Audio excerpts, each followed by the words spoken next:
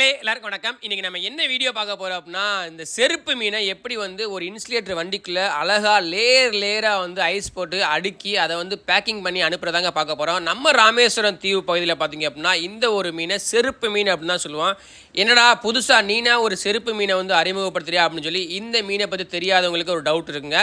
So இந்த ஒரு மீன் பார்த்தீங்க அப்படின்னா நம்ம காலில் போடுற செருப்பு மாதிரி தாங்க இருக்கும். அதாவது ஸ்கின்னாக இருக்கட்டும், அதே மாதிரி அதோட தோற்றமாக இருக்கட்டும், எல்லாமே வந்து ஒரு ஸ்லிப்பர் மாதிரி தான் இருக்கும். ஸோ அதே மாதிரி பார்த்தீங்க அப்படின்னா இந்த ஒரு மீனோட ஸ்கின் வந்து ரொம்பவே லெதர் மாதிரி இருக்குங்க. அதனால வந்து இதை இங்கிலீஷில் இதுக்கு பேரே வந்து லெதர் ஜாக்கெட் அப்படின்னு தான் வச்சுருக்காங்க.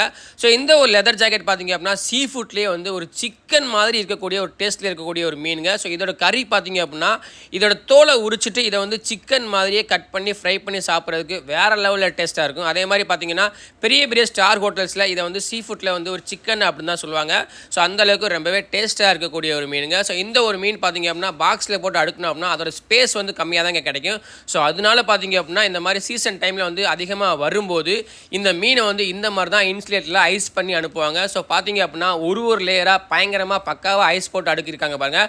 ஸோ மீன்களை வந்து இந்த மாதிரி அழகாக அடுக்கிற காட்சிகளே வந்து பார்க்குறதுக்கு ரொம்பவே வந்து சூப்பராக இருக்குது. மக்களை இந்த மீனோட ஒரு ஸ்பெஷல் என்ன அப்படின்னு கேட்டிங்கன்னா, நம்ம நிறைய ஹார்பரில் போய் மீன்களெல்லாம் வேடிக்கை பார்க்கும்போது பார்த்தீங்கன்னா மீன்லாம் பார்க்கும்போது எல்லா மீனுமே வந்து பயங்கர அழகாக இருக்கிற மாதிரி நமக்கு ஃபீல் ஆகுங்க. அதே மாதிரி பார்த்தீங்கன்னா அந்த மீனெல்லாம் தொட்டு தூக்கி பார்க்க தோணும். ஆனால் வந்து முள் எதுவும் குத்திருமோன்னு சொல்லி பயமாக கொஞ்சம் அச்சமாக இருப்பாங்க. அதாவது பார்த்தீங்க அப்படின்னா இந்த ஒரு லெதர் ஜாக்கெட் ஃபிஷ்ஷை வந்து நீங்கள் எந்த ஹார்பரில் போய் பார்த்தாலும் சரி அதை நீங்கள் ஈஸியாக எடுத்து தொட்டு பார்க்கலாங்க. என்ன காரணம் அப்படின்னா இதோட முதுகு பகுதியிலையோ வால் பகுதியிலையோ தலைப்பகுதியிலையோ உடம்பு பகுதியில் எதுலேயுமே முள் இருக்காதுங்க.